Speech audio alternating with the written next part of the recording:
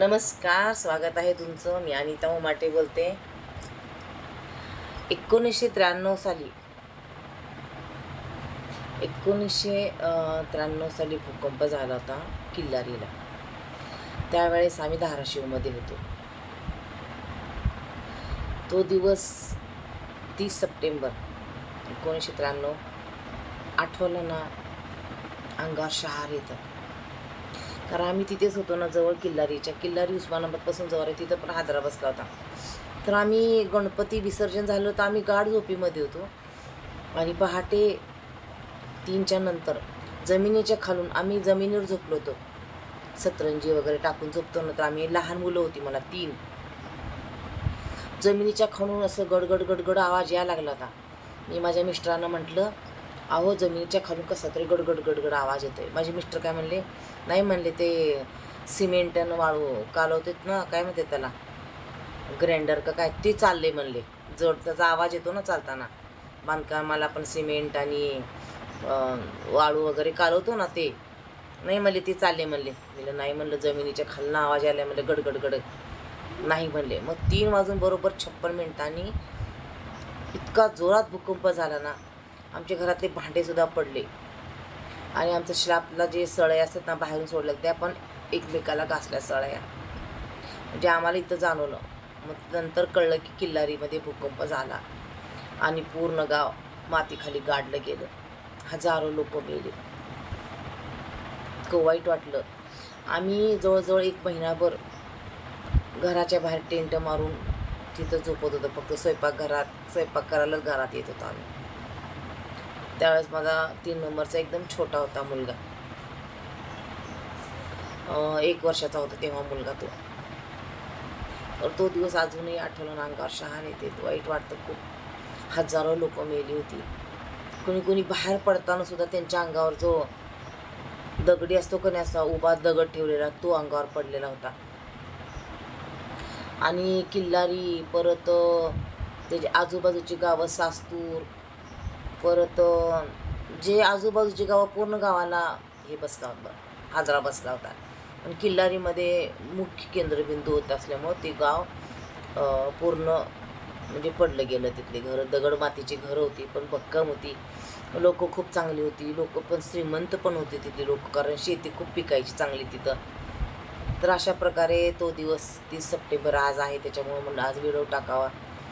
आठवण झाली त्या दिवसाची. काळा दिवस म्हणून त्या दिवशी संबोधनला 1993 30 सप्टेंबर हा दिवस काळा दिवस असा आपण त्यावेळेस म्हणतो, कारण तो खरंच काळा दिवस होता. तर अक्षरशः बघायला गेले लोक पटकन. दुसरं म्हणजे उजडल्या लोक बघायला गेले. किल्लारीला भूकंप झाला. त्याच्या शेजारी मोहा पण गाव होतं मोहा. त्या गावात पण भरपूर लोक गाडले गेले. तर अक्षरशः अर्ध शरीर, कमरेकाचा खालचा भाग मातीत गाडलेला गेला होता. वरचा भाग लोक होते. लहान लहान मुलंसुद्धा आतमध्ये गाडले गेले होते. काही तरी डोकं मातीमध्ये होतं आणि शरीर बाहेर होतं. तर काही लोक जिवंत मिळाले. आणि त्याच्यामुळं काही लोकांना जिवंत काढलं. पण दुसऱ्या दिवशी खूप पाऊस पडला होता. तर लोकांना सगळं ते मातीचे ढिगारे उचललं खूप अवघड जात होतं.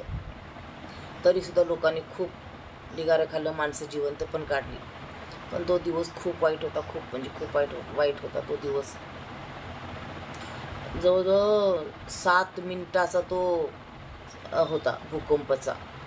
म्हणजे एवढं हादरलं ते भूकंप. आणि मला अजूनही आठवतो तो दिवस. मला चांगला आठवतो तो दिवस. जमिनी खरंच मला खूप गडगड असा आवाज आला होता जमिनीच्या खालून. आपण जेव्हा जमिनीवर झोपतो तेव्हा जमिनीच्या खालून भूकंप व्हायच्या आधी असा गड आवाज येतो बघा. तर तो भूकंप मोठा होता. म्हणजे जमिनी खालून आवाज येण्यासारखा होता तो भूकंप. आणि असं होऊ नये वाटतं खरंच. पण आता नैसर्गिक आहे म्हणायचं याला. नैसर्गिक जे असतं जमिनीखाली काय घडामोडी घडतं, त्याच्यामुळे हे होतच असत भूकंप. त्याच्यामुळं 30 सप्टेंबर हा दिवस तिथले लोक असतील, कुणाची आई गेली, कुणाचे वडील गेले, कुणाच्या घरात तर अक्षरशः पूर्ण घर गेलं. त्या घराला दिवा लावायला सुद्धा लोक उरले नव्हते. कोणीच उरलं नव्हतं. अख्खी घरच्या घरं गेली होती. कोणाचे लहान मुलं गेले, कोणाचे आईवडील, कोणाचे भाऊ, असे बरेच लोक गेले तिथं. आणि अंतिम संस्कार करायला सुद्धा तिथं खूप खूप लोक आले होते. पोलिसांनी धाव घेतली, पटपट पोलिसांनी बाहेर काढले सगळ्यांना. पोलिसांनी पण खूप छान मदत केली.